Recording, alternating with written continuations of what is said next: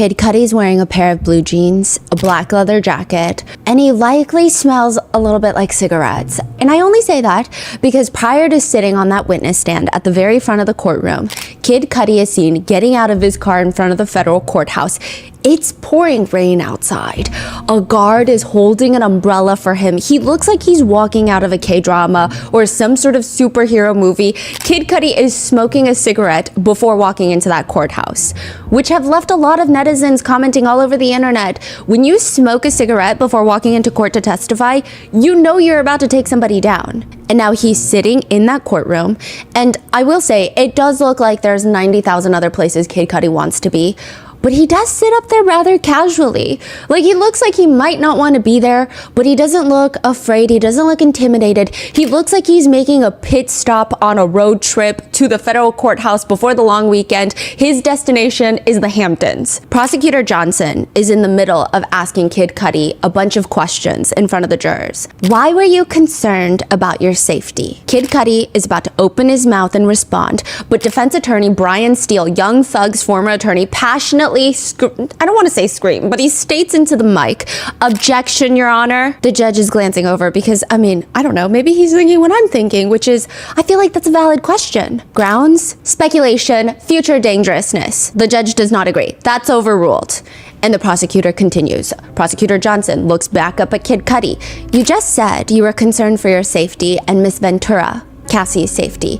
Why were you concerned about your safety? Because Brian Steele stands up again. Your Honor, objection. Can we approach? The objection is overruled. Could you just ask the question again, Miss Johnson? Sure. We were talking about when you broke off your relationship with Miss Ventura. Do you remember that? Yes. And that was around the end of the year 2011, is that right? Yes. And you mentioned that you had safety concerns. Yes. Why did you have safety concerns? Because I knew that Sean Combs was Brian Steele is more aggressive this third time. Objection, Your Honor, can we approach? Now, in the midst of this oddly heated exchange, there is a sidebar where Brian Steele asks the judge, "May I?" "Yes." "Your Honor, I'm gonna move for a mistrial." This is Sean Combs' defense attorney. He says, "Your Honor, I'm going to move for a mistrial. The government knows that the answer is about to be that Mr. Combs has had other people killed. This is an outrageous question." I'm sorry, what? The minute that you read this sidebar, because you don't hear this sidebar in court, you get the transcript at the end of the day.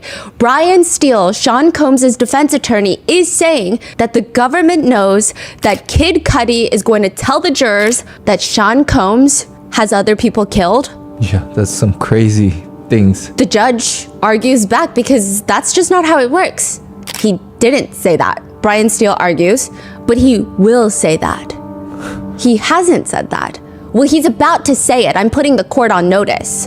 This is where the judge draws his boundaries. No, you don't get to put me on notice. There's no grounds for any kind of application along those lines because no question that you're talking about has been asked and the answer has not been given. Now, what is your objection to the question that was asked? Why are you scared of Mr. Combs? His answer is going to be because Mr. Combs is violent and he has had other people killed.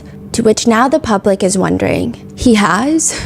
Did his attorney just snitch on him? Like, how does he know that that's what Kid Cudi is about to say? I will say there's a bit more to the sidebar and the transcript on this matter, but we will get to that all in this episode. This is the testimony of Kid Cudi and all of the songs that were allegedly made from Kid Cudi about Diddy, and perhaps even a song that Diddy was on that referenced Kid Cudi. It's possible for Rotten Mango to support Achievement Centers for Children. They're a nonprofit organization helping children and adults with disabilities achieve their greatest potentials.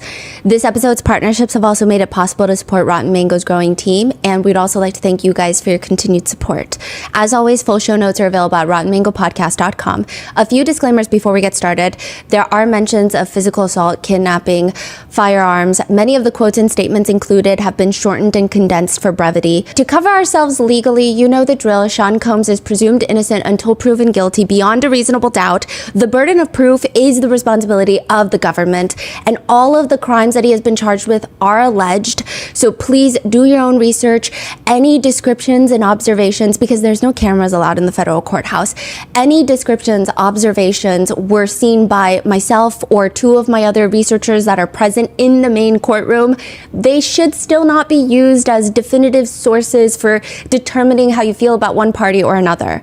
So with that being said, let's get started. It's Kid Cudi Day. The courtroom is back to being packed. So I'm just going to give you guys an idea. I will say the first week when the trial really kicked off with opening statements and then obviously Cassie Ventura testifying, everybody was honestly shoving to get inside the main courtroom. It was kind of crazy. They only allow a certain number of people from the press and public in. And I'm talking full-grown adults. I'm like, I just saw you on TV giving me the morning news before I got here, and now we're like 2 seconds away from a cafeteria food fight, from elbowing each other to get inside. That was the first week. And then things started dying down, and now, the day that everybody knows Kid Cudi is coming to testify, it is back to being fully jam-packed. Officer Riz, he's the officer that runs the courtroom. He is like very strongly, like he just only loves his family. That's what he says all the time. He's like, who's King Cudi? Everybody's talking about King Cudi. And we're like, Officer Riz, it is Kid so he Cudi. had no idea. No. Okay. He's just here to make sure everything in the courtroom goes smoothly. I don't think he really cares about celebrity culture and celebrities and stuff like that. The press pews are like listening intently because we have no further context to everything that's going on. So we sit down, the attorneys are in there, and they're passionately talking already. The jurors are not here. The defendant is here, and everybody's very passionate, and they're talking about a dog. So all the press, they're opening up their journals, they're writing down, whose dog are we talking about? Judge is not there? The judge is there. And the judge is listening to the arguments about the dog, presumably Kid Cudi's dog. Something happened to Kid Cudi's dog. Defense attorney Brian Steele argues, I think that if the government is going to do this, they say that the witness's dog was put behind a closed door on or around December 22nd of 2011. I just want to make sure that they're not going to elicit testimony from him that the dog acted differently thereafter, somehow traumatized. Prosecutor Johnson stands up. Your Honor, Mr. Muscati will certainly testify about the location of the dog when he came home because that's relevant to his understanding of whether someone had been in his home or not, because his dog had not been locked up when he left his home. I do think his observations about his dog after are relevant to the effects of this break-in on him. The judge ponders for 0.2 seconds. He thinks on like 20 times speed, I think. The judge does say he's not going to testify about what the dog thought. The prosecutor's like, he's not going to testify about what the dog thought. Certainly not. He is not a dog psychic. The press start giggling. The judge clarifies he's going to say that the visible demeanor of the dog was different than it was usually. And given that it's his dog, he would know what the dog usually acts like. Correct. He will say after the break-in, the dog was jumpier and scared and more scared. Brian Steele is not trying to agree with any of this, though. I will object. I don't see why we're getting into what a dog... The judge, though, is seemingly in a good mood. Let the record reflect the smirk on Mr. Steele's face. So, like, we're trying to get a vibe as the press, okay? Because we don't know what the testimony is. Kid Cudi hasn't testified yet, so we don't know what we're talking about. His dog, we don't know what happened to his dog. We're so in the dark, but Brian Steele is smirking. The judge seems to be in good spirits. We just go with the flow, honestly. We just, like, when it seems like we should be giggling, we try to giggle. I think that's the vibe. But Brian Steele says, I can't imagine that this is something that should come into this trial. It's, it's afterwards, day 2 after the event. The next year, the dog was never the same. The dog urinated on the floor. Why do we need all of that? Now we traumatize the dog. That's really what the government is doing here. There are some dog lovers potentially on the jury. The judge says, I agree. This is a very serious issue. And he cracks a little smile. And then the press are like, that's our cue to laugh. It was kind of cute. It was kind of funny, I guess, because we don't know the context of anything that's going on. These are just very serious, high-paid, high-powered attorneys talking about a dog and dog psychics. The judge asks, Ms. Johnson, I think there is a fair point. What are we talking about here? Is he going to say that when he got home and he opened the door, he noticed that the dog was acting differently? Or is he going to like, even now, my dog acts differently? At a certain point, it becomes kind of a far afield. I agree, Your Honor. Unfortunately, the dog is no longer with us. And there are literal, from the gallery. because it's just none of us were expecting that. It feels out of context. The way that this whole dog argument was being delivered, it felt like a very light morning, and then it got very depressing. The judge says, as long as the dog's behavior is in relation to the actual event, he will allow those questions. And after that, I will say the energy persists to be a little bit more tense. I don't know if it's just there's more people in the courtroom and it feels like something more serious is going on, even though every single day of the trial has been equally serious. But there's just all these weird tension-breaking moments. I will say there have been 2 court reporters that have pretty much consistently been in the room while they were covering the trial. So it's 2 of them, and they'll take turns and they'll swap out, and then they'll go do the transcript, and then they'll come back, and it's like a whole operation. They're incredible at their jobs.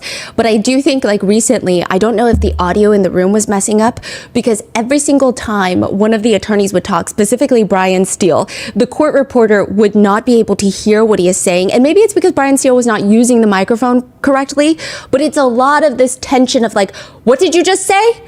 And then the attorney has to repeat themselves, and it's like a very serious matter that they're repeating themselves slowly, and it's just like, so you're saying, yes.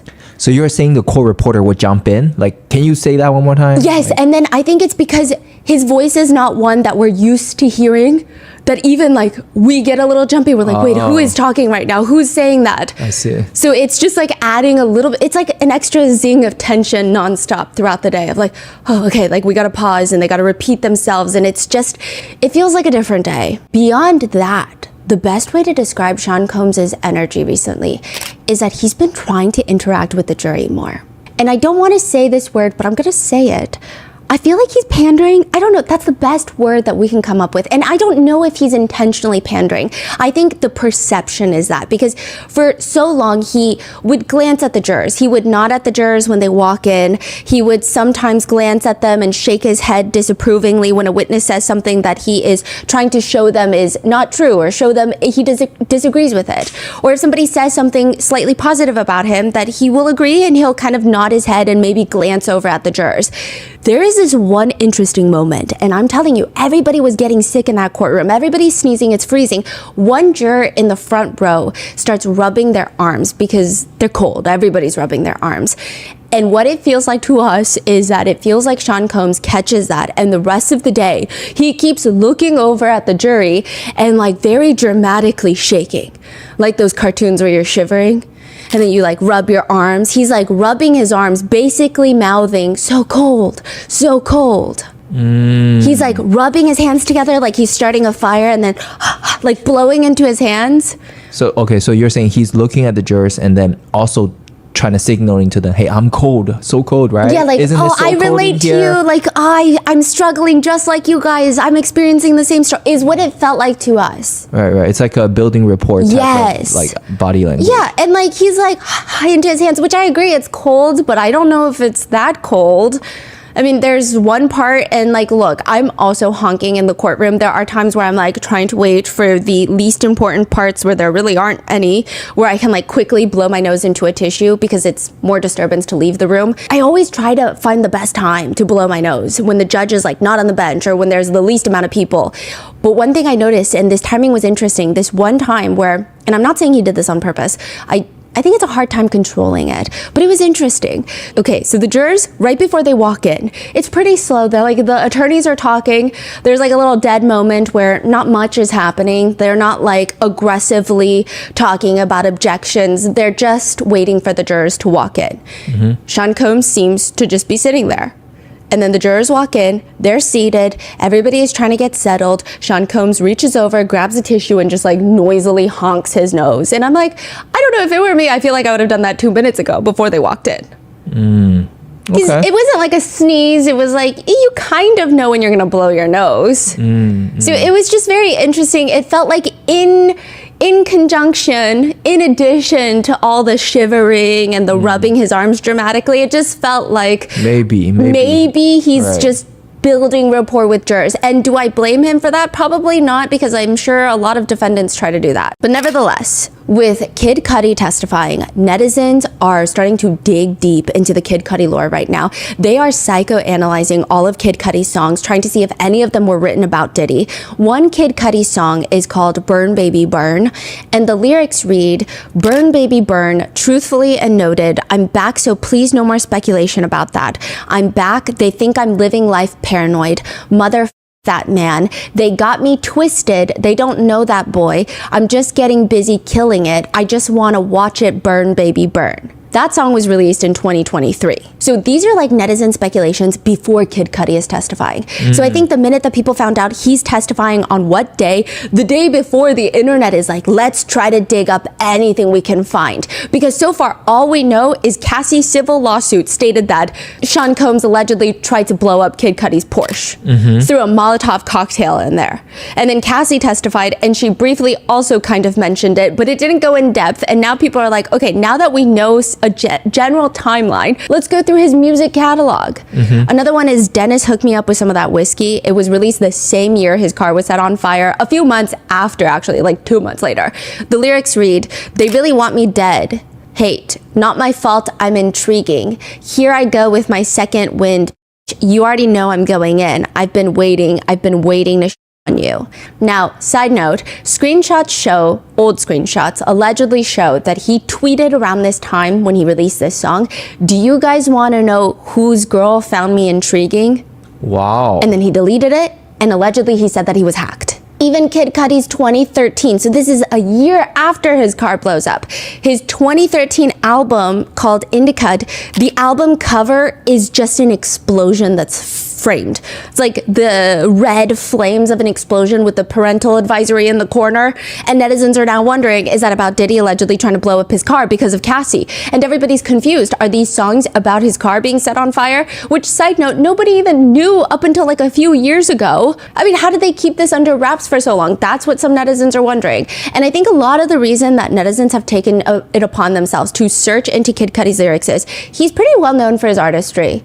People will say that you can clearly see what type of era in life he is in by his music. His creative process feels a lot more raw versus manufactured, like this sequence of lyrics will go TikTok viral, which nothing's wrong with that. But generally speaking, his lyrics are known to have a much deeper meaning. In March of 2012, so just 2 months after his car was allegedly set on fire, Kid Cudi tweets, "I hope they understand that I really understand that they don't understand."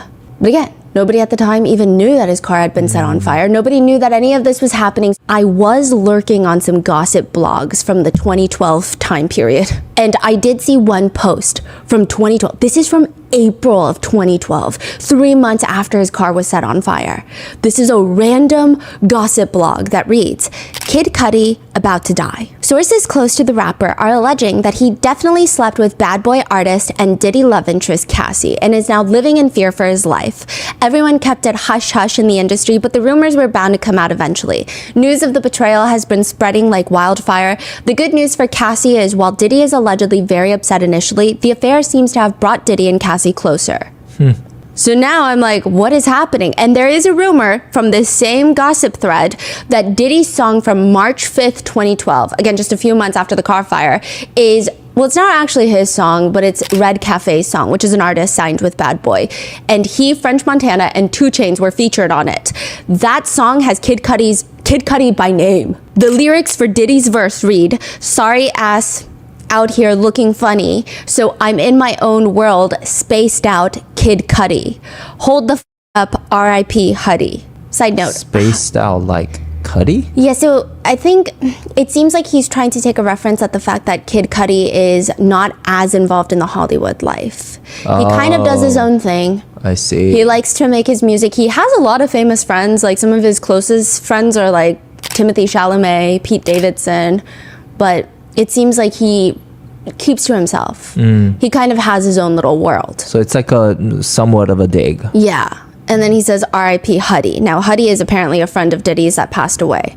So people are just digging all of this up in 2012 and then now in 2025. And it seems like maybe Sean Combs is in fact worried about all the things that these witnesses are going to say about him, against him on the stand, because he has hired a man named Stephen Casella. This is the newest addition to his legal team, but he's not going to show up to trial. This guy is going to be behind the scenes. I don't think we're ever really going to hear from this man. He is the former deputy chief of the Justice Department's asset forfeiture and money laundering section.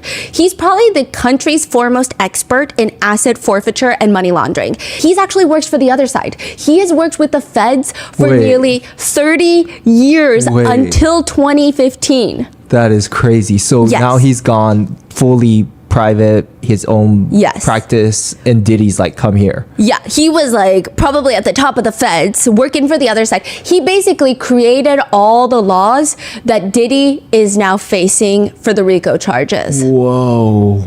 He recently started going private in 2015. He opened up his own private firm. Basically, this is the guy that wrote the legislature that is now putting Diddy at risk for his $400 million empire. Because it's not just life in prison that Diddy is facing. RICO charges means that the government can seize Diddy's assets. He's 400 million? I thought he was a billionaire. He was a billionaire, and then a lot of that just started plummeting.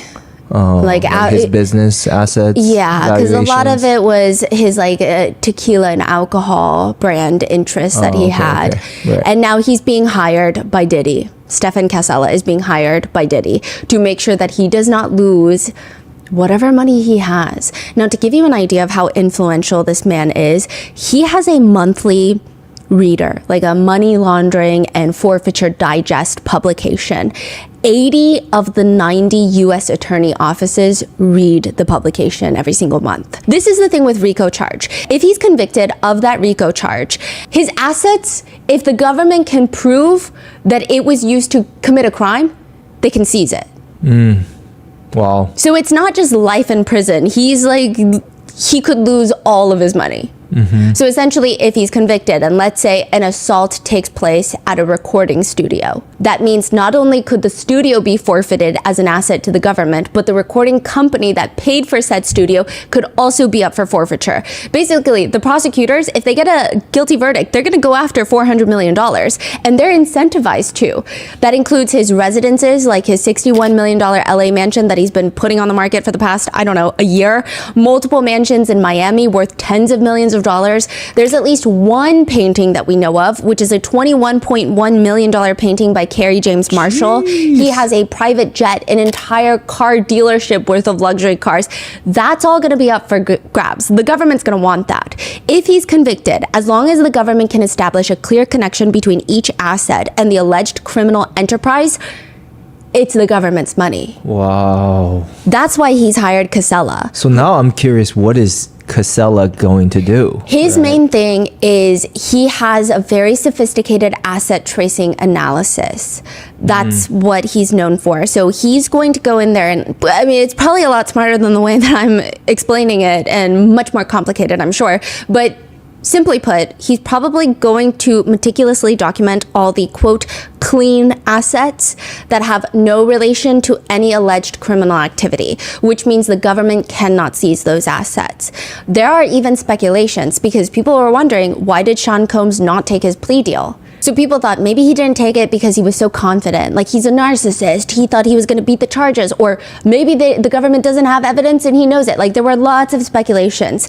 But now with the hiring of Stephen Casella, people are wondering maybe he didn't take it because if you take the plea deal, it likely would have resulted in asset forfeitures. The Money Laundering and Forfeiture Digest, written by Casella, shows that 89% of RICO pleas include asset surrender.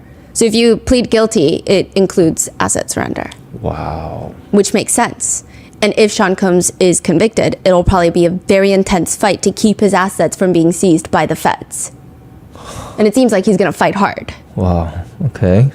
Before Kid Cudi walks into the courtroom, everybody's already turned looking at the door behind the pews. Like we are physically turned 180 degrees, Sean Combs included. So I'm like looking at him through my peripheral. He's staring at the back doors for a second. And then I think he realizes that he doesn't want to be doing that because suddenly he's the only one facing forward. He like refuses to look at the back now. When Kid Cudi walks in, everybody's staring. Everybody's body is shifting as he's walking down the aisle. Kid Cudi's eyes, just like many of the other witnesses, are trained to the front. He does not look at Diddy. He goes straight to the very front where the judge is. I mean, there's got to be at least a few fans in the courtroom, right? Like, that's what I was thinking, because that was a lot of people in the press, the public, the gallery. I mean, hopefully not the jury, because they're not supposed to know who he is. Now, Sean Combs is a statue, like just a statue again. He watches Kid Cudi when he's already in eyesight, and then he watches him sit all the way down on the witness stand. And it's a very intense look. At some points during the direct, Combs looks like he's just staring in a trance. And all you hear are like the sketch artists going crazy on their canvases. And I will say they did do Kid Cudi a little dirty. Now, Kid Cudi's... Is it, okay, now that you say Diddy is like a statue again. Yes.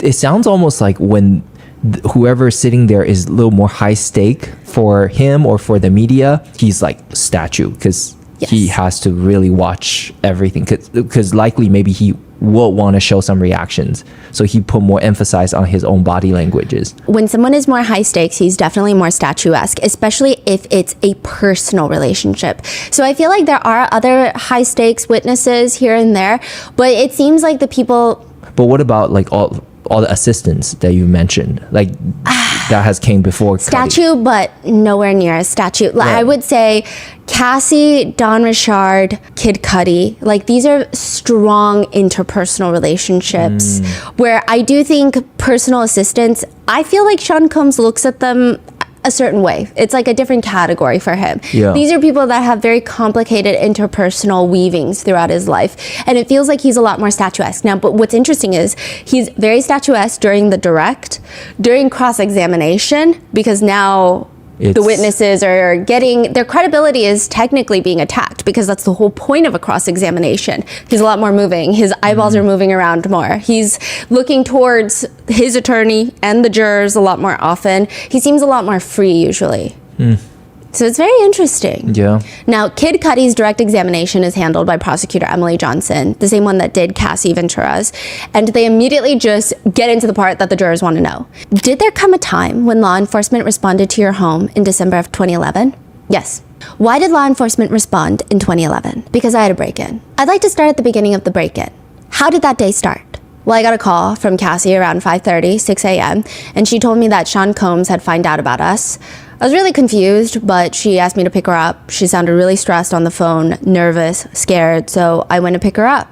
And yeah, Kid Cudi is explaining that even that phone call at 6 a.m., which already based on the time is probably disorienting, he tells prosecutor Johnson, yeah, he was definitely confused by the entirety of the phone call because he didn't even think that Cassie and Combs were still dating.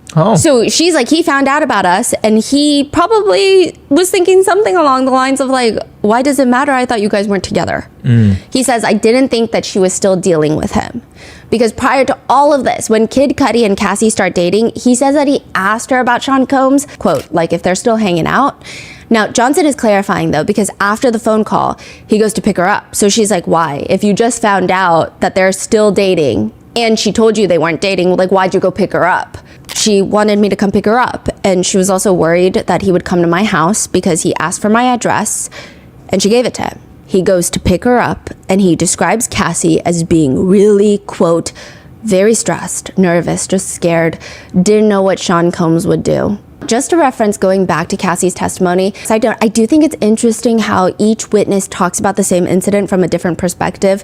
I do wonder, with the trial expected to be a full 8 weeks, how the jurors are gonna like piece it together, because just even going through and cross-referencing the transcripts is a lot of work. And so far, we're only a small portion through the entirety of the trial. Now, we cross-reference with Cassie's testimony about that night, and she was likely stressed and scared because she was at Sean's house. She describes him as irate. He had just found out at a freak-off about the fact that she was dating Scott Mescudi. Through her text message in the middle of a freak-out. Yes. Right. And she said he was just so angry. She says he threatens to release freak-off videos of her to hurt her relationship with Scott, and as she's leaving his house, she says, quote, Sean, kicked me in my back on the way out, so I just had a big bruise on my back. I fell to the floor and yeah, then I left. She goes back to her hotel to get her burner phone to call Scott. But the hotel room that she was staying in was trashed completely. She said it was just torn up. There was somebody peed all over the floor in the bathroom. My clothes were everywhere. The furniture was turned upside down. Somebody pooped in the toilet and didn't flush it. It was just gross. Presumably, she called Scott from this hotel sounding terrified. He picks her up and the two of them go to another hotel, the Sunset Marquis. Kid Cudi says he picked that hotel because he used to go there and he just thought it was a safe place where she would be off the radar. At this point, Sean Combs isn't even looking at Kid Cudi. He's just taking notes in the courtroom. Like it's so disorienting because sometimes I look over at him and he has the demeanor of someone in the press pew. Which I don't know what demeanor I'm expecting from him. And this is not like me critiquing his demeanor or like trying to police someone's demeanor or psychoanalyze it. It just always throws me off sometimes because he'll have his glasses on and he just looks like a member of the press. Just like, let me write down my notes. Because I don't get that feeling from the attorneys next to him. Maybe it's when he writes, he like tilts his head sometimes and it has like a more like relaxed demeanor, whereas attorneys are like scribbling, kind of like head down. I mean, he has those moments too, but it's just interesting. Now they get to the hotel, and the only person that they really speak to aside from hotel staff is a woman named Capricorn Clark. And you have to remember this woman because in a day or two, there's going to be an episode on her.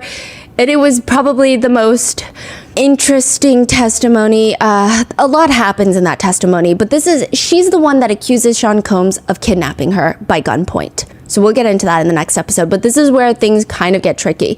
Kid Cudi describes Capricorn Clark as being Cassie's close friend. So there must be a very strong friendship element there, or at least perceived to be, right? But Kid Cudi even says she hung out with me and Cassie a lot. However, Capricorn Clark is also Sean Combs' former assistant and now the director for his clothing brand, Sean John, the global director. Meaning she is ultimately on Diddy's payroll. So now at the hotel, they're on the phone with Capricorn Clark, and Kid Cudi says he hears Capricorn's voice over the phone. And she sounds very scared. Sounds like she's on the verge of tears. And according to Kid Cudi, that's when Capricorn tells them that Sean Combs and the affiliates were in my house and she was in a car. She was forced to go along with them over there. This is what Kid Cudi's saying. Now, to give you some context to all of this, and like we don't get as much context during Kid Cudi's testimony, but now that Capricorn Clark has testified, which again, that episode should be up in like a day or two, we get a fuller picture. Capricorn Clark was one of the only people in Cassie's life that knew that she was dating Scott Mescudi, aside from her family. So Capricorn Clark calls them, and she's like, hey, I'm at Kid Cudi's house. Sean Combs and his affiliates are at Kid Cudi's house. They're like inside his house. So she's calling secretly. Yeah, she's like, I'm in the car outside and they're in your house. I'm giving you a heads up. Yeah. Okay. Well, she doesn't even know Kid Cudi's with Cassie. She's like, hey, Cassie, they're inside Kid Cudi's house right now. I'm outside in the car. They forced me to come here. I don't want to be here. Now, at that point, Kid Cudi says he kind of starts freaking out. Prosecutor Johnson asks him, after you spoke to Capricorn, what did you do next? I got in my car and I went to my house. Did anyone go with you when you went to your house after the phone call? No. He gets into his Porsche 911 Cabriolet, kind of pertinent later. Now, side note, Cabriolet is essentially just a convertible, and his specifically has a soft top, so it's more fabric than a hard shell convertible. Again, pertinent later. He gets into his car. It's nighttime in LA. He's driving to his house. He starts calling Sean Combs. He has his number. Can you describe the conversation that you had with Mr. Combs on the drive to your home? Yeah, I'm gonna be very candid. I said, motherfucker, are you in my house? And he was like, what's up? I just want to talk to you. I was like, I'm on my way over right now. He was like, well, I'm here.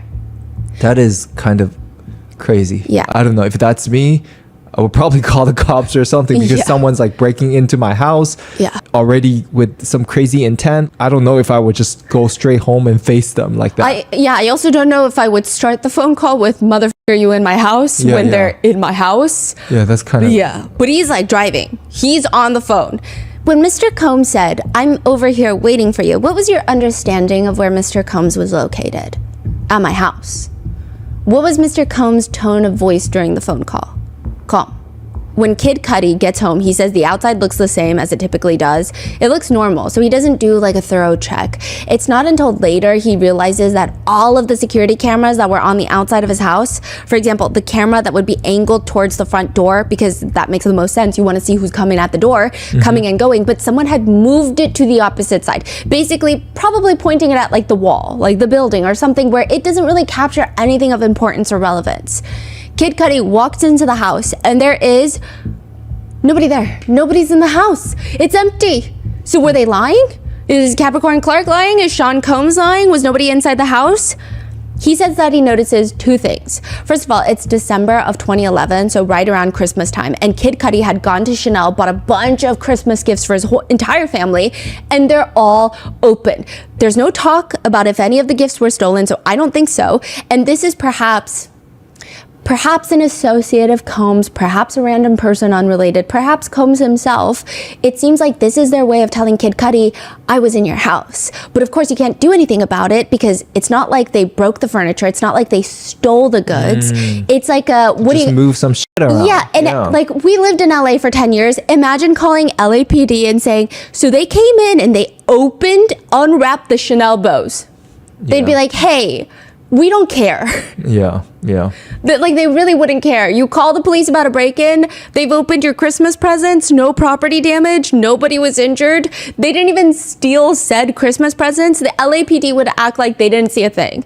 Now, the second thing that he noticed was he normally lets his dog roam the entire house. His dog is now, which side note, okay, maybe the LAPD did try harder because he's Kid Cudi. I don't know. I'm just saying as a normal person with LAPD, they're no, like I can totally see you can totally see that. Yeah, okay. 100%. Okay. Yeah. Well, oh yeah, they will totally say they're going to testify, so we'll see. But it doesn't seem like the investigation really led anywhere, and I can totally see them not caring at all. Yeah. So now he also notices that. And the second thing that Kid Cudi notices is that he normally lets his dog roam the entire house. His dog is now locked away in the bathroom. So this is like what the attorneys are all arguing about. They didn't want this in the testimony. The door is shut. And everything is not normal because that's not what happens. Like, this is weird. Now, the sad part is, even afterwards, Kid Cudi's dog was basically never the same. Kid Cudi does describe his dog as being very jittery and kind of on edge all the time afterwards, which I'm sure the defense attorneys really did not like that he said that. After you got to your home, what did you do after that? I got in the car, and that's when I called Sean Combs. Why did you call Mr. Combs again? Because I was looking for him. Why were you looking for him? Because I wanted to confront him. I wanted to fight him, you know? Did he answer? Yes. Can you describe that conversation for the jury? I can't remember my exact words, but I was kind of like asking him where he was, and he was like, I'm on my way. So at that point, I hung up and I thought to myself, I was like, okay, you're angry. Just think about this, you know? And like, I just thought like, I don't know who he has with him. I don't know what his intentions are. What were your concerns, if any, about going to your house that day? I didn't really know what I was walking into, but I was so angry at first. Then once I thought about it, not really knowing if they had any weapons or if there was any type of situation like that, that's when I called the police. Mr. Muscati, what did you do after that phone call with Sean Combs? I thought about the reality of the situation, not knowing what I was walking myself into, so I decided to call the police. Kid Cudi says the police arrive at his house, they make a report, and he goes back to Cassie, who just seems really stressed out. Now, since it's right around Christmas time, and I don't know if this was planned, I don't think that this was the original plan, Cassie had plans to go be with her family in Connecticut. Kid Cudi ends up flying out with her. So perhaps it's like this event startled them, so he got tickets, or he already was gonna go, I don't know. He flies out with her, stays with her and the family. Can you generally describe Miss Ventura's demeanor when you were in Connecticut for the holidays with her family? I think being around her family really did a lot for her at the time. She really needed it. But while they're still there, Sean Combs is still reaching out to Kid Cudi, texting him. I mean, it wasn't every day. It kind of stopped at some point when I responded to him and I told him I didn't want to talk. His text messages were always along the lines of him wanting to speak, just get to the bottom of it. When you say get to the bottom of it, what are you talking about? Just figure out what's going on, I guess. He was in the dark about things and wanted to talk. But at that point, you know, post break-in, I didn't want to talk to him. Did you respond to Mr. Combs' text? Yeah, I told him, you know, specifically, told him, you broke into my house, you messed with my dog, like, I don't want to talk to you. This is December of 2011. They get back in January of 2012. So like Weeks later, Cassie and Kid Cudi aren't even hanging out much anymore. So according to Cassie's testimony, she mentioned that she wanted to end things with Kid Cudi because it was just escalating to be too much, and she felt like this was the safest way for all the parties involved. Now, January 9th, 2012, Kid Cudi gets a call from his dog sitter at 6:30 in the morning that someone just tried to blow up his car. Now, to give you some context, Kid Cudi's not home. He's at a friend's house about 45 minutes away. The dog sitter's at his house. She calls him from his residence, and according to Kid Cudi, she told me my car was on fire in the driveway. After you received this phone call from your dog sitter, what did you do? I immediately went to my house. Pictures of his car are admitted to evidence, and it looks like someone sliced open the top of his soft top convertible, threw in a Molotov cocktail. Visually, there's charring on the driver's seat, there's smoke damage on the door, there's charring on the roof. Some say visually the car doesn't look that messed up, but it was bad enough that the car was totaled. It was not salvageable. Mr. Mascotti, what's a Molotov cocktail to your understanding? It's, would you say, an explosive or something like that? I guess it's a bottle with some type of inflammatory liquid inside and a cloth that you light on fire and it ignites. Kid Cudi says that he actually saw the Molotov cocktail when he got home and it was just kind of burnt up. What was your reaction to your car being set on fire? He leans into the mic. What the fuck? Objection! Overruled. Kid Cudi goes on to testify that the last time that he saw Cassie Ventura was a few days after his car was lit on fire at the Soho House in LA, which Cassie also confirmed in her testimony, and it's going to be the three of them meeting, Sean Combs, Kid Cudi, and Cassie. Kid Cudi says, I reached out to Sean Combs after my car caught on fire and, finally told him that we needed to meet up to talk, He had been wanting to talk to me, so after the fire, I was like, this is getting out of hand, I need to talk to him. Why was it Mr. Combs you reached out to after the fire? Because I knew he had something to do with it. Objection! Objection is sustained. The jury should disregard the witness's last answer. Can you describe what happened when you arrived at the Soho House? Yeah, I walked in and I met with D-Rock, Combs' security guard. He was escorting me into one of the meeting rooms in Soho House. And then I got into the meeting room and it was like one wall was all window and Sean Combs was standing there staring out the window with his hands behind his back like a Marvel supervillain. And the whole courtroom, they're just giggling. The jurors are giggling because it's so out of nowhere. We were so serious. Everything is so tense. And then we are kind of, you can picture him standing there looking like a Marvel supervillain. And the only person not smiling, not giggling is Sean Combs. He does not find this very funny at all. Really? Not even a little bit humorous. Huh. Yeah, it was just me and him in the room. No security, nobody. What happened when it was just you and Mr. Combs in the room at the Soho House? We discussed, pretty much the whole story about how me and Cassie first started to date, to what it was, to how it ended. And his whole point was, we were homies, that was my girl. I let him know that, she told me that they were broken up and I took her word for it. Yeah. What was Mr. Combs' demeanor during the meeting? Very calm. He kept offering me water. He offered me water twice, which I thought this part was so interesting because I don't think offering water to someone twice itself is intriguing or memorable in any way because this happened in 2012. It is now 2025. But clearly it must have stood out to Kid Cudi enough that not only does he remember it decade later, but he mentions it in the testimony. And twice. Yes. And again, twice is not it must have, something about the two times must have been weird. Yes. That he can't maybe necessarily even articulate because I don't think when you just have a feeling and you're like, that was weird, but I don't. Did he take it though? I don't think so. Right. So he must remember that you give me the water, I'm not drinking that. I am not drinking that. Or maybe he just kept saying, you look thirsty, drink some water. And you're like, I'm not thirsty, but that's weird that you would even keep asking me if I want water when we're already talking and I'm not staying for a long time. I don't know. Or it's weird. You think even the way that he's trying to blow up his car, it's a crazy threat, right? Yes. He's coming after him. So, allegedly blew up his car. Oh, well, yeah, he claims, yes. But he still showed up with Diddy. Yes. Did he say that if he's nervous, he's scared? Because that's a really brave move, going directly to Diddy. He didn't say any of that. He just said they needed to figure it out because it's escalating too much. It's getting out of hand. I also wonder if it's in the industry, you can't really, I don't know. It's like going into your enemy's home territory, base. Yeah. What was your reaction to his demeanor? It was very off-putting. It was weird that he was so calm. Eventually, Cassie walks in and Kid Cudi says he was kind of upset to find out that she was going back to Sean. Can you describe how the meeting with Mr. Combs ended at Soho House?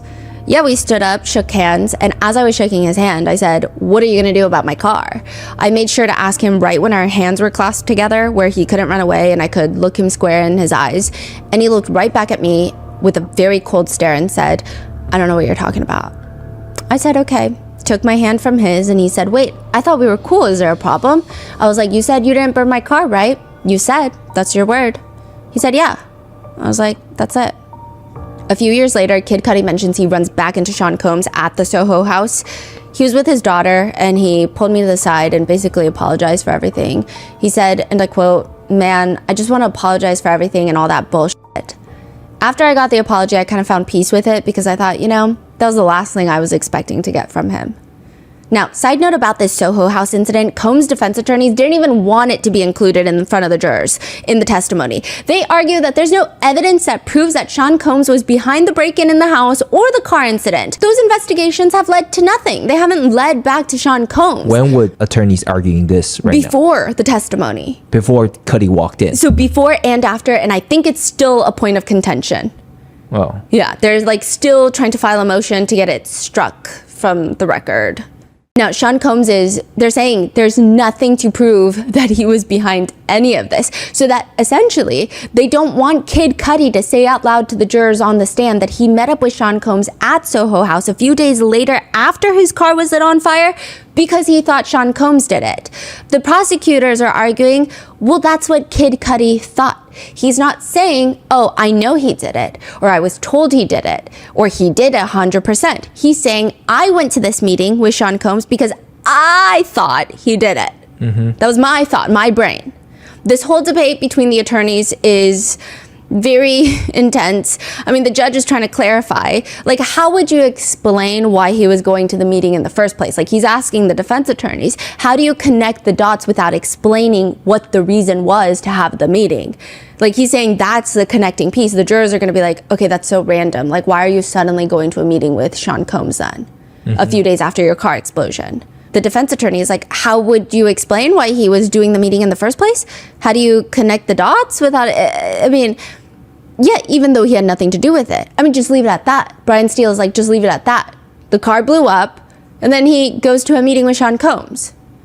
And the judge is confused. The judge says, is he just a person who could figure it out, sleuth it out? He's like, is he a little detective?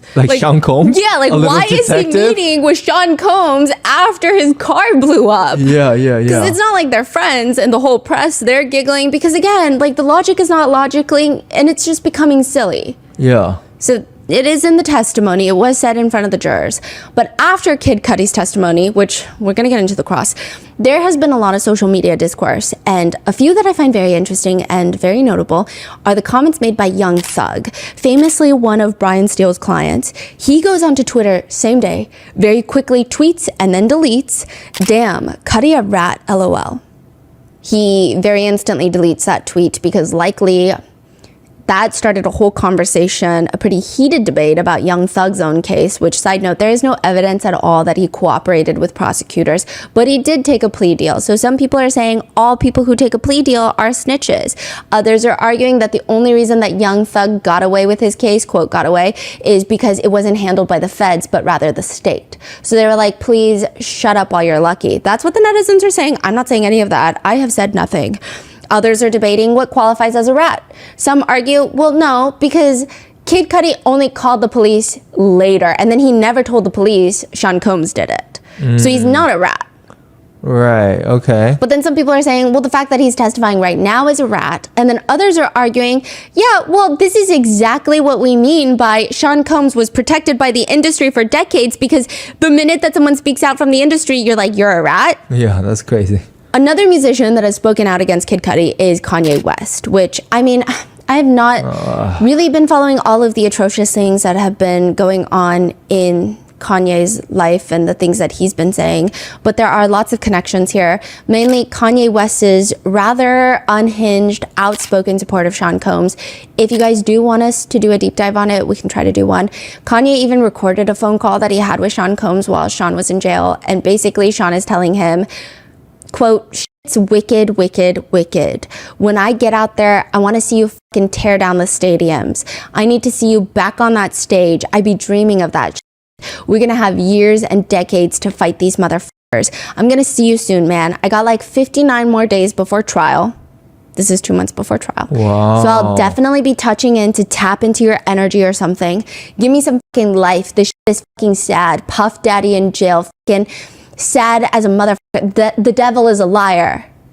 You know what I'm saying? It's wicked, wicked, wicked. So you be careful. We're going to have years and decades to fight these motherfuckers. This shit fucking sad. Puff Daddy in jail. This shit is fucking sad as a motherfucker. The devil is a liar. That is crazy. Yeah.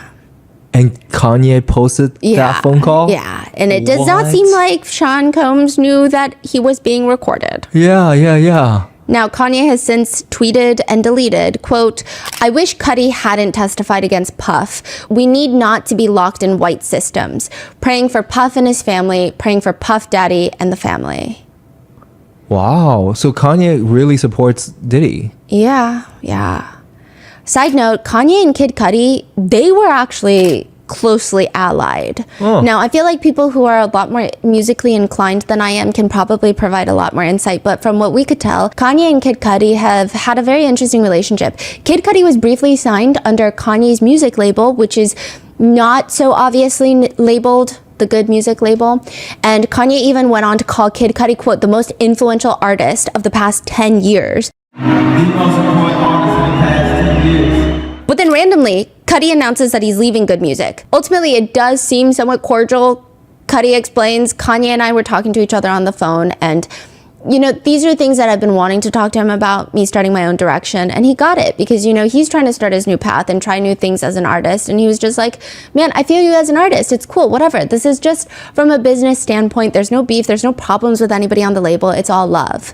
But the two end up having a very contentious falling out because Kim Kardashian, Kanye West divorce. Kim Kardashian starts dating Pete Davidson. Kid Cudi remains close friends with Pete Davidson because he was already friends with him. He does not cut Pete Davidson out of his life, and Kanye is upset.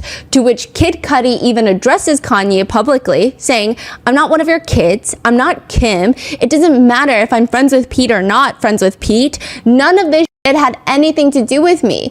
If you can't be a grown man and deal with the fact that you lost your woman, like, what do you want me to do? That's not my fucking problem. You need to own up to your shit like every man in this life has. I've lost women too, and I've had to own up to it. I don't need that in my life. I don't need it." Because at this point, Kanye was doing his thing where he's like tweeting and Instagram storying, like just bullshit, right? Now, another focus is a lot of netizens have been using Kid Cudi's cross-examination to start a new round of discourse about whether or not Cassie is a victim. I think that discourse is likely kicked off by Brian Steele's cross-examination. I do think that when it comes to cross-examinations, originally, I do think that regardless of like if one thinks certain elements and like twisting of the words, because I do think that cross-examinations are all twisting the witness's words, and it's unfair, and every witness walks away like, what the hell was that, probably, right? But I think in the act itself, I think Nicole Westmoreland really sells her cross well. Mark Agnifilo, he will do the longest crosses in the history of what feels like forever, and at every time that he says, "One more thing," and we'll get to that later, you just hear at least like 3 people in the courtroom sigh. I feel like one of them's the judge, one of them's the juror, one of them is in the press, and then probably everybody else, because it's like, I don't know why he's a filibuster. And then Brian Steele, his crosses have been like not, like they've been okay. He has a showman's stature, like the way he stands, the things he does. But when it comes to, especially this cross-examination, he's just like to the point. He's just trying to get somewhere. Like he's trying to get to the destination. So he goes up there and he's got this manila folder filled with Post-it notes, and he's got this very clean-cut, authoritative seriousness about him. And he starts off, "I want to ask you some questions about your Porsche, okay?" "Yes." So if you remember, it's January of 2022. Does that sound right? Kid Cudi is like 2012, which is an honest mistake, right? But it's very interesting because I'm like, did he do this on purpose? Brian Steele looks directly up at Kid Cudi, almost in a way where I feel like I would have been thrown off. And he goes, "What'd I say?" "You said 2022. I apologize, 2012. Like, I don't know if saying the wrong year was intentional, likely not, but like his confrontation right from the get-go, I think would have thrown me off. Like the "what I say," it was like very intense. I remember being like, "What I say?" And it was kind of in like a southern accent, but it didn't come off hostile. It came off like very authoritative. It was just like, "What I say? Answer the question." "Oh, okay, my bad." So it was just a little weird. I don't think Kid Cudi was thrown off, but if it were me, I think I would have been. It just feels intense. Now, the main focus of the cross-examination is that there's no witness putting Sean Combs or any of his associates near Kid Cudi's house or car the day that his car was lit on fire. And, quote, "You and Ms. Ventura had been talking every day for about a year. Is that true?" For the most part. And that's why it was surprising to you, or I think your word today before the honorable court and the jury, you were confused, very confused to hear that she was dating Sean Combs while dating you, right? Basically trying to tell the jurors that Cassie is cheating. Kid Cudi responds, "Yes. Ms. Ventura was not frank with you, true?" "True. She played you." Those are your words, right? "Yes. When she played you, she was convincing about that, right? You had no clue." "No clue." "You were with her a lot, right?" "Uh-huh. True?" "Yes." He also points out that Combs was the one that actually asked Kid Cudi to help Cassie with her music, basically portraying Sean Combs was cheated on by Cassie after he tried to help her by introducing her to Kid Cudi, who is objectively a much larger musician than she is. It seems like that's the point that they're trying to make during the cross. When Sean Combs was with you at one event after one of your concerts in 2011, he actually asked you if you would do him a favor and do a song with Miss Ventura. Is that true? Do you remember that? Vaguely, yeah. You graciously agreed, right? Right. You were in a studio doing your art with Miss Ventura. Is that true? Yes. And that's how you guys really became close, right? We were cool before. And this didn't hurt your relationship, right? It was nice. You enjoyed the time with her, true? Yeah, it was. We were truly just friends at the time. Mr. Combs wasn't around you and Miss Ventura when you were with her, right? No. You two were locked in. You two were focused on each other. You had a great relationship is my point. Is that true? Yes. And you did things like you exercised together, right? What? Exercise together? Kid Cudi looks genuinely confused. Like, it was so random. I have a sneaking suspicion that the defense is trying to draw insinuations for the jurors that exercising as a couple, you think of more inappropriate things because it was so random. But later with Capricorn Clark, it kind of makes a little bit more sense. Just keep it in mind. But it was so weird. Like, what do you mean? Yeah, you went hiking together. No, I don't remember going hiking. Now, a few more questions are asked, and we're going to get to this later. A sidebar is called, and there's so many sidebars during this entire testimony. And each time Sean Combs is fully bent to the left, like 90-degree angle, like at his hip. He looks like he's about to snap in half because there are live notes on the sidebars as well. Because the sidebars are included in the transcript unless they're sealed, which means that they have these monitors. They have these giant monitors on all of the court tables for the defense, the government, like the people that work in the court, and you can see every spoken word in real time. It's like a live feed of all the words. A lot of the attorneys, they will just stare at the screen during a witness testimony because they're mainly like reading the words that are being said. Now, he's just reading the live feed in front of Brian's seat, which is on the left of him. Brian's in the little sidebar. I mean, he hasn't been this intense since Cassie's testimony. He's like breaking his back to read the live feed of the sidebars. When the attorneys get back from the sidebar, Kid Cudi is the first to talk. Oh, which side note, before they come back, there is this one moment where Combs does this thing where he looks in the general direction of the jurors, okay? He lifts his shoulders up, brings them back down like a big sigh, like, and he starts shaking his head. Like, can you believe this? Can you guys believe what's going on, right? Like, that was the vibe we got. It was very, like, a little theatrical, kind of like, that's the vibe. They get back from the sidebar. And Kid Cudi is saying, Mr. Steele, I just want to... The judge stops him. You can't say anything. Mr. Steele is going to ask you a question and you can answer. I just want to clarify something from earlier. You're going to have a chance on redirect. Okay, cool. Brian Steele asks Kid Cudi though, do you want to clarify something? Yeah. I don't think the date was 2011 when Sean Combs asked me to do a song with Cassie. I think it was 2010. Thank you. Now, by the time of December 22nd of 2011, that's when your house, remember when you talked to the ladies and gentlemen of the jury about the break-in? Yes. I want to talk to you about some of that, okay? You believe that you left your front door open. When I say open, I mean unlocked. Is that fair to say? Yes. And there was no forced entry into your home, true? No. Am I correct? Yes. And in the home, there was no damage to the home. By damage, I mean there was no chairs turned over, glass broken, holes in the wall, things like that, true? No. The only thing, I'm not belittling it, but the only things that were displayed differently is that there were some Christmas presents that were unwrapped, right? Yes. And your dog was behind the door. Right. Locked in the bathroom, basically. Yeah. And no other disturbances there, right? No. Brian Steele brings up that after the break-in, Kid Cudi calls Combs and he's calm. And Mr. Combs, he's calm, right, when you call him? Yes. He didn't curse at you, did he? No. He didn't threaten you, right? No. He just said, we need to talk, basically, right? Yeah. Later, after you got home, you called Mr. Combs again because he's not at your house, right? Right.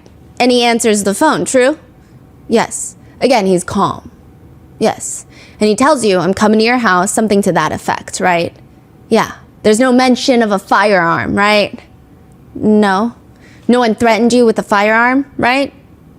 No. You came to meet him and you had no belief that he had a firearm. No one. Miss Capricorn Clark didn't tell you that, right?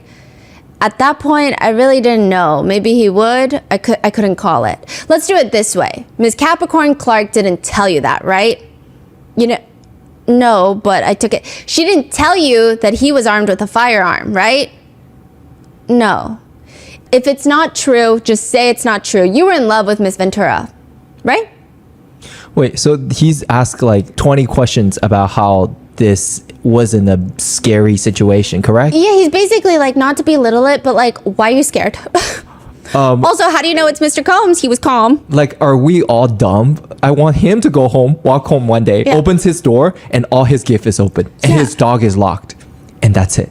But I feel like sometimes that's creepier. That's creepy. Exactly. Yeah. That's absolutely worse because now you don't know what else happened. If someone just steals some stuff, remember the question we were talking about back in the days? What would someone do in your house? Oh, yes. If someone can just do one thing in your house that will keep you up at night, what would that be?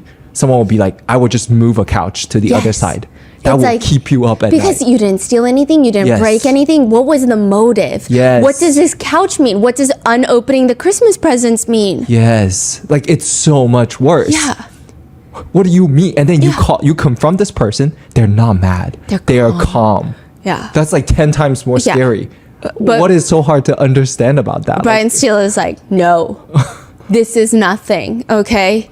And you were in love with Miss Ventura, right? Yeah. And she never told you, as close as you were with her, that there was ever any type of sexual abuse. Is that true? No. You spent time with her freely, right? Right. And Miss Ventura was free with you. She was carefree, as far as you could tell. True? Yeah. Then Brian Steele brings up the Soho House meeting where Combs is standing there like a Marvel supervillain. And Brian Steele says, now Mr. Combs made it clear to you that he was also confused. True? True. Just like you, he's similarly situated. He did not, to your knowledge, know that you were dating Miss Ventura, right? Yeah, true. And he wants to understand how did this happen, and you want to understand how did this happen, basically, right? Yes. And Miss Ventura was living 2 different lives, is that true? Yes. He definitely didn't threaten you, true? No. In fact, he was gracious. I think your word was really calm. Yeah. And you were professional as well, true? Yes. And it was an understanding, a meeting that this was about a girl, a relationship, and both of you guys were played. That's pretty much how it ended, true? True. And the person who played you is the same person who played Sean. It's Miss Ventura, true? True. Which is a crazy question to ask, but it was answered. The worst moment, though, of the cross-examination is Brian Steele asks if Kid Cudi and Cassie Ventura were sexually intimate during their romance. Kid Cudi looks taken aback on the stand. He looks confused. He doesn't respond, but before he can even get a chance to respond, there is a very swift, very intense objection. because Brian Steele is not allowed to ask that question. There is a very passionate sidebar. Brian Steele tries to defend his questions. I believe that it was discussed on direct, and I'm exploring their relationship. What is there to explore? What's the relevance of the question? That they were intimate. Prosecutor Johnson is not having it. I'm watching them in the sidebar. I've never seen her this animated in my entire life. She looks so passionate. She's going in that sidebar, and I know she's fighting, okay? I mean, she's normally has a very calm, outwardly demeanor. She is like fired up. Your Honor, that is a direct violation of Rule 412. So basically, that is the rape shield law. There's two parts to it. First, Rule 412, it prohibits evidence that proves a victim in a case was engaged in any other intimate behavior. AKA, you can't be like, hey, you're accusing this person of SA? Well, guess what? Let me pull up every time that you've ever done anything sexual with anybody else in your life. Let me pull up a whole history, a catalog. It's because it's just shame. It makes the jurors feel like perhaps if she did all those things, maybe she did this thing too. And that's crazy. Second, it bars evidence to prove a victim's predisposition to certain intimate relationships, meaning their general attitude towards intimacy, their desires, their inclinations. AKA, you can't be like, well, you're always going to bars and doing one-night stands with strangers, so maybe you did that with my client. Like, you can't do those things. It's basically to make sure that the victims are not on trial, that they're not dragged through the mud and shamed to hell and back. Because, I mean, I think even with this rule, SA trials, I mean, even this trial, even with the rule in place, a lot of trials become about victims' morality more than the actual SA charge itself. That is so interesting that there is such a law. The only reason that we know so much about the freak-offs and even text messages and all of the intimate relations that Cassie and Sean Combs have had is when it comes to the defendant, it's usually admissible because you know, we have to... Or, you know, the male escorts, because it's all part of the sex trafficking. It's related to that. But anything outside of that should not be. Prosecutor Johnson argues that this is a direct violation of Rule 412, which the judge agrees. And the judge asks Brian Steele, what other relevance to this does any of this line of questioning have? Like, what does it matter? All right, I note the objection. No, I'm asking you a question. What is the answer? Judge? Yeah. I think it matters that there has been testimony from Ms. Ventura that she is being suffocated. These are my words by Mr. Combs, and she is spending all her time doing unconsensual sex, yet she is having intimate relations with this gentleman, and it's all calm and consensual. That's really where I'm going. The judge states if that's the relevance, then the objection is sustained, aka don't ask these questions. Yeah, that's exactly the reason why this law exists. Exactly. Now, the thing is, Brian Steele likely knew that he's breaking the rule, and he did it on purpose because what's said cannot be unheard. Unring the bell. You can tell the jurors, strike that from the record. Jurors, disregard that question. But it's already been said. They've already seen Kid Cudi's kind of confused, taken aback response, and it's already it's in their head now. Yeah, which also. So what? Like, what does that even mean? Anything? What does that even change? Right? Well, I thought, okay, I don't know if this is me, because I was talking about it with my researchers, and they were like, we were all thinking, maybe it's a good thing because she didn't do freak-offs with Kid Cudi. So, like, if anything, it shows, like, there is a difference in the pattern in which she might choose to have intimate relations, which is not the way that it is done in the freak-offs. You know, so I guess there was like that point, but then people, you know, it's like, it's so back and forth of like, does this hurt the case? Does this kind of help the case? We don't know. I guess it really depends on each of the jurors. Now, after Scott Muscati is off the stand, I have never seen, that's the majority of also, the direct. That's his real name. Yes, Scott Muscati, and he is off the stand. I have never seen Judge Arun this mad during the entirety of the trial. He is pretty infuriated. The jurors are no longer in the courtroom, and Maureen Comey brings up the 412 issue. Prosecutor Comey says, all of us at the government table were frankly shocked at counsel asking the question that he asked about sexual activity with another person. I do not think Your Honor's ruling from the bench could have been clear about the bounds of Rule 412. Apparently, we need to make them even clearer. The rule itself is crystal clear that any evidence of any victim's sexual activity outside of the charged conduct must be noticed, and the victim must have a right to be heard, and the victim must have a right to be heard in a sealed proceeding. It is frankly outrageous that this question was asked in open court without notice to us, notice to the court, or notice to the victim. And so I would ask that the boundaries be made crystal clear from this point on, that that question should not even be asked without raising the issue in the first instance. Well, I agree with you on that, the judge says. 1, the line was crystal clear. And 2, that line was crossed. Mr. Steele, I mean, you knew what you were doing when you did it, and you still did it anyway, and that is unacceptable. Oh. If there's any application for further relief, I'll hear it from the government. In this instance, we should not have to run into this issue, and that first question was out of bounds. So is it going to happen again? Brian Steele stands up. No. The Prosecutor Comey states, our only request is that the question and answer be struck from the record. Otherwise, at this time, we are not asking for further relief, but we do want to make it very clear that any questions like that are totally out of bounds.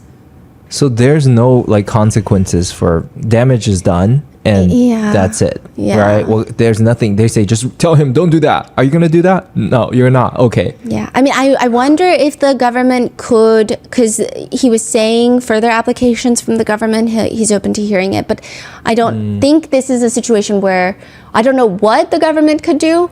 Yeah, I don't know if they want to do that. That is crazy. So the judge literally say, you knew what you were doing. And the way he was saying it was firm. Like, everyone in the courtroom was, like, we were scared.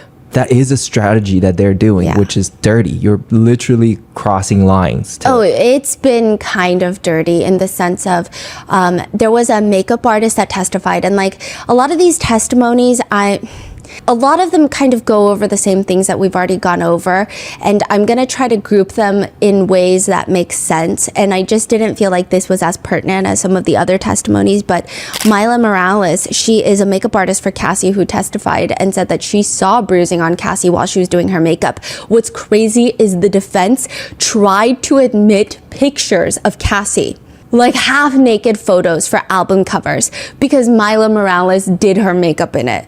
So they're like, yeah, we want to show this to the jurors to be like, oh yeah, this is the makeup that Mila Morales did. But she's like topless because it's an album cover and it's Hollywood. And the prosecutors are like, are you insane? Why do you need, like, you can just crop her face out and say she did the makeup. And the defense were just like, well, this is like literally just part of the work. So that was another another situation with was judge involved? Yeah, so the judge was happened? involved, and they're like taking away pictures. Like, some pictures were admitted that were not super sexual and like topless and stuff. But did they put all the picture up for the jurors? No, they were debating it without the jurors they present. tried to put it on there. They tried to put it on, and the government object to a bunch of them because they're like, she's literally topless in one of them. Wow. And you're trying to say, oh, I'm just showing this to the jury to show them that this is the makeup look that the witness did on Cassie.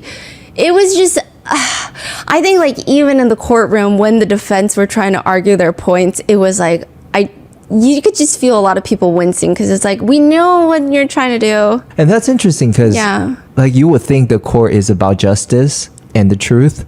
Meanwhile, a lot of these are subconscious. You're trying to say, hey, look at this woman dressed this way. Therefore, it has nothing to do with the case. It was kind of dirty. Especially the pictures. I think it was kind of, a lot of people felt ick about it. Yeah. Now, side note, speaking of Brian Steele's kind of wild move for a mistrial comment in the sidebar, a lot of netizens were saying that Brian Steele just snitched on Diddy. Sean Combs killed people and the defense team just admitted it because he was like, I know what Kid Cudi's gonna say. The government knows that Kid Cudi's gonna say Sean Combs killed people. Now, I will say there is a tad bit more to the transcripts. Basically in the sidebar, Brian Steele explains that, quote, he called his friend. Kid Cudi called his friend. This is what's in the 3500. I'm going to tell you what that is in a second. I know the court read it. He calls his friends who told him that Mr. Combs has had other people killed. I believe that's going to be his answer on why he was scared. Now, side note, the 3500, So right now, it's the government's case in chief. All of the witnesses are subpoenaed by the government, or they are government witnesses, like willingly coming to testify. It's the government being like, here is what we think happened, and we're going to prove it to you for the next 6 weeks. We're going to bring people to testify for the next 6 weeks. And every single person, they can cross-examine, but you're going to, like, these are the people that we are bringing to plead our case, like case in chief, okay? If someone is a government witness, like Kid Cudi, Cassie, Don Richards, all those meetings that the witness and the government have had prior to the trial, they are not available for discovery by the defense until after the direct testimony. So a lot of the times, the defense attorneys will get all of those government notes while the cross-examination is happening. So like some attorneys will be reading through the 3,500 documents while someone's doing the cross. And like, okay, I don't think, because I know some people were like, that's why Xavier Donaldson seemed like he was stalling for time. That wasn't the vibe, because the next day was the same thing.